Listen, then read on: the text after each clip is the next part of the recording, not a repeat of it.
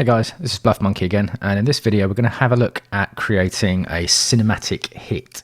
Now this is going to be the same kind of sound you hear in the Transformers movies, you know, the Michael Bay epic alien movies. Very heavily distorted, punchy sound. So I've set up a few channels here. Ignore the voice one, that's just for my voice going out. And then I've got a group here called Cinematic, and then I've got an audio channel which we're going to record the entire hit into later. So looking at the first channel we've got here, what I've done is I've imported in a sample that I created from Absinthe, the synth Absinthe. It was just a little hit with a reverb tail. We're just going to use that for like an underlying texture. And I've put an EQ over the top. Let's just listen to it without the EQ. Oh, wrong one. Let me select the right channel. So that's the hit. Now, we don't need a lot of the low-end content in this hit. This is just for a background texture. So I'm just going to switch the EQ on, and we've high-passed this at about 400 Hertz. Now that's all we're going to need. Next channel, I have an instance of Zebra. Let me just solo this one. And all I've done is I've created a very simple sine wave sweep. So it's like similar to creating a kick drum with the envelope 2 acting on the tuning. So this is just pulling the tuning down over time. And then after that, I've put Trash 2, which is brilliant for this kind of heavily distorted cinematic sound.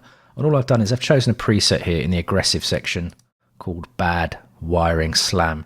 And we've got about 15% wet mix here.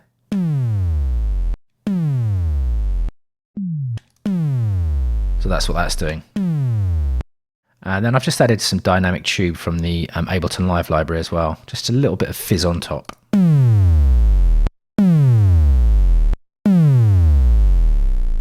Okay, I've actually pushed the volume up of this a little bit with the limiter. The limiter's there to stop it clipping, although this channel probably won't. But because I'm using a volume envelope, let me just show you this.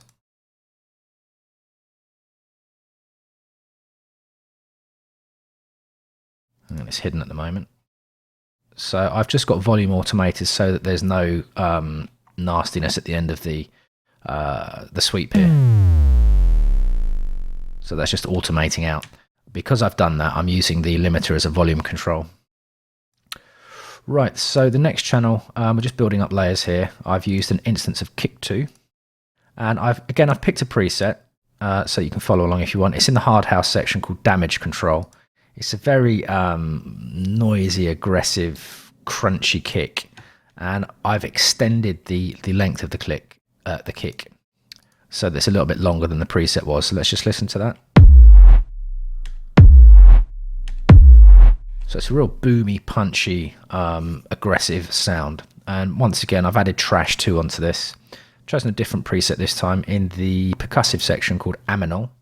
And probably about 20% wetness here. And this really does have an effect on the sound. So just have a listen to this. And it adds this weird clicking thing at the end, which I quite like. Like a loose wire or something. So that's with Trash off. And then we've added EOS. This is one of my favorite reverbs. You can copy down these settings if you want, but it doesn't really matter. You really want to tailor the reverb to the use you're using it for at the time. I've taken a bit of low end out of the reverb here because this is a very bassy sound. We don't want that extra mud. And I've set the pre-delay here by ear to kick in where I feel the reverb should kick in for this particular kick. So if I set it up more, it's too late. And then if you set the pre-delay all the way down, I think it just gets a bit lost. I like that. About there. I think that sounds good. So we're building up layers. We've got the background ambience. We've got a sweeping sine wave, which is slightly distorted, then a heavy kick. So let's just have a listen to these together.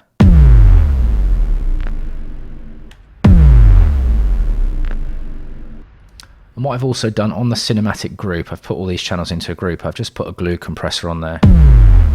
It's not doing a great deal, but as I add the next sound, it will start to do a bit more. There'll be more feeding into it to bite. So excuse me, have a look at the last channel. This is the money shot channel. I've got an instance of serum here, and what we want to do with this is we want to create a long, aggressive, sweeping textural sound.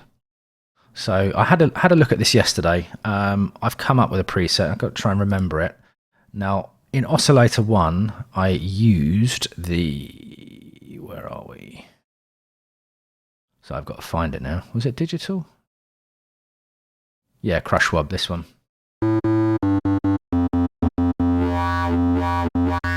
So I'm using this for oscillator 1, and I dropped this one by an octave.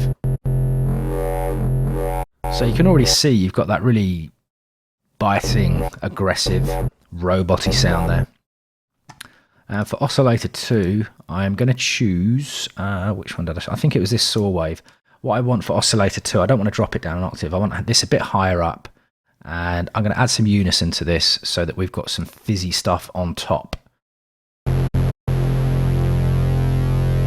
Probably about there.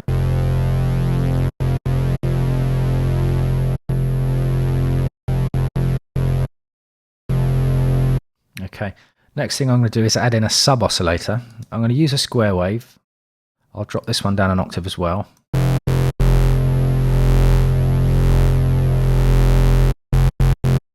Actually, let's just give this some release. I don't know if you know, but on Serum the envelope 1 is hardwired to amplitude, so we don't want any attack at all, I don't think. Let's take the release up to probably, yeah, we just want a little bit of a release tail.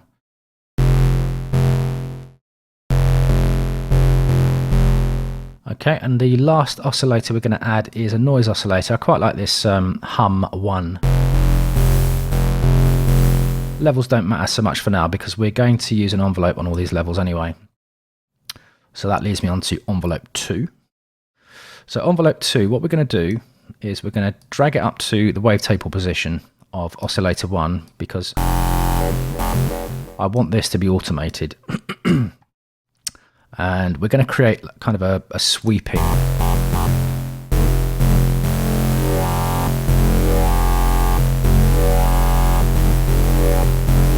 Just turn noise down for a second because it's getting on my nerves.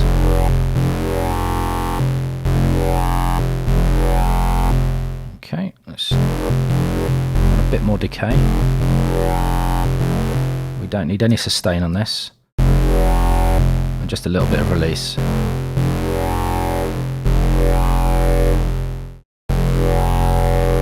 So if we turn off the other oscillators, you can hear what it's doing to the wavetable position of oscillator A.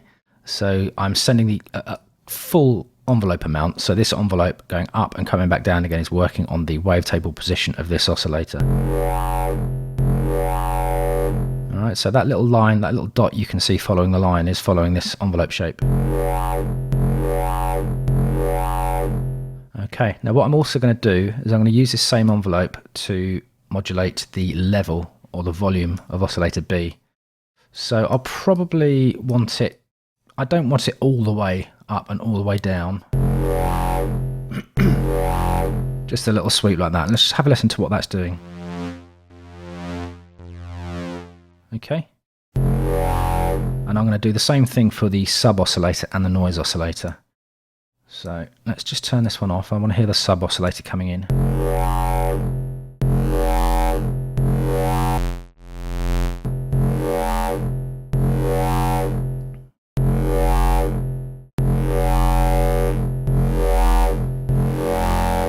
We want the sub oscillator quite high because that's going to really push into the distortion later. I mean, this is one of the few sounds where, you know, if you clip a little bit and you go into the red a little bit, it doesn't really matter because that's part of the charm of this kind of sound.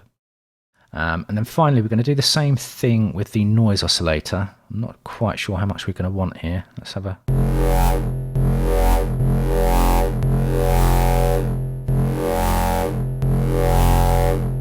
Probably something like that. So we've got oscillator A doing the wavetable stuff. Oscillator B is giving us a nice kind of fizzy wide saw on top. Sub oscillator doing its thing, and we've got a noise oscillator. So envelope 2 is modulating the wavetable position, but it's also modulating the level of oscillator B and the sub-oscillator and the noise oscillator. Right, so the next thing we need to do is send all this through a filter. So I'm going to switch the filter on. We need to make sure that all of our oscillators are going through the filter. So that's A, B, the noise oscillator and the sub-oscillator. And I'm going to choose a 24 dB low pass filter here. I'm going to set the cutoff all the way down. Set the resonance down for now, and we're going to use envelope 3 to modulate that cutoff level. So we're probably going to do something similar to this, maybe not, maybe a little bit more sustain. Let's give it a little bit of attack, but actually we don't need a great deal. So that's immediately opening up this filter here.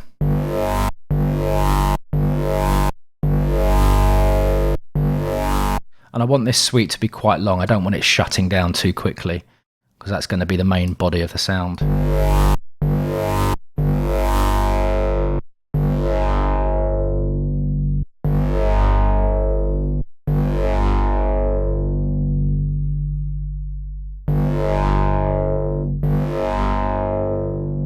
So something like that.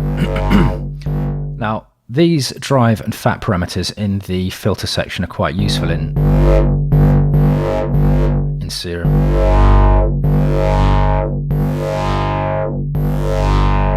Let's give that some resonance as well.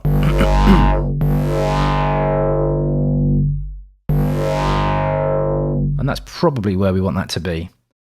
So we've used the oscillators to create the bass tone underneath, and this filter is now sweeping and giving us a nice long texture to work with.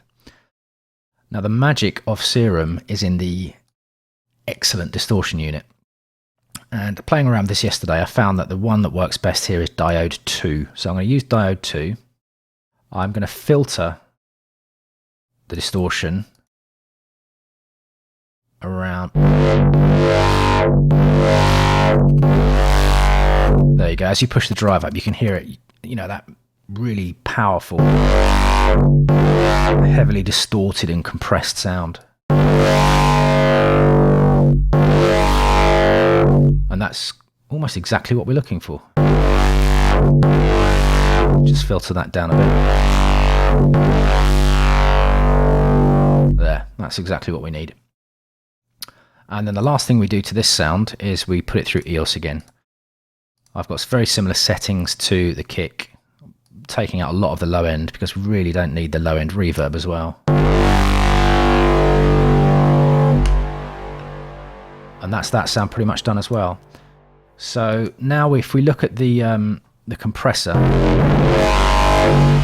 when we play all of these together, this is probably going to activate a little bit more. This is the glue compressor on the group of all of these sounds at the same time.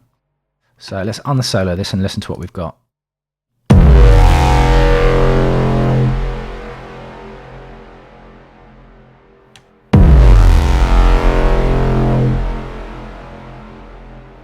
And that's pretty much where we want to be.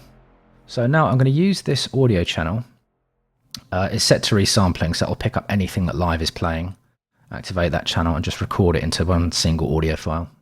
Oh, what have I done? Oh, that's right. Yeah, I don't need that. I just made a little error there. Okay, let's try that again.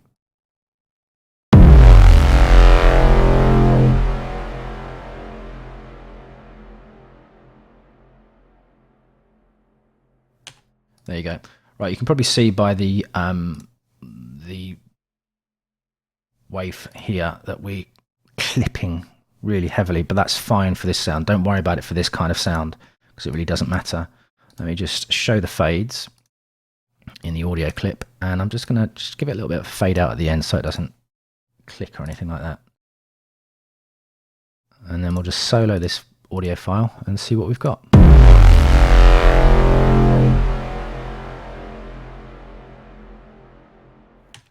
Now, obviously, I haven't played around with the levels or anything on this. I haven't really EQ'd each section by itself. You could go into doing that, but I quite like the way that it really over distorts and over compresses and clips a bit. I think that works well for this kind of sound.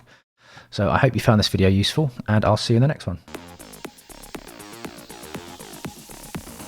Thanks everybody for watching, commenting and indeed liking. We really do appreciate all the support we get here on our Sonic Academy YouTube channel. So if you found this video super useful, please, we'd love you to hit the subscribe button. We update the YouTube channel every week with new content, and if you want to watch some more relevant content, just click on the videos beside me.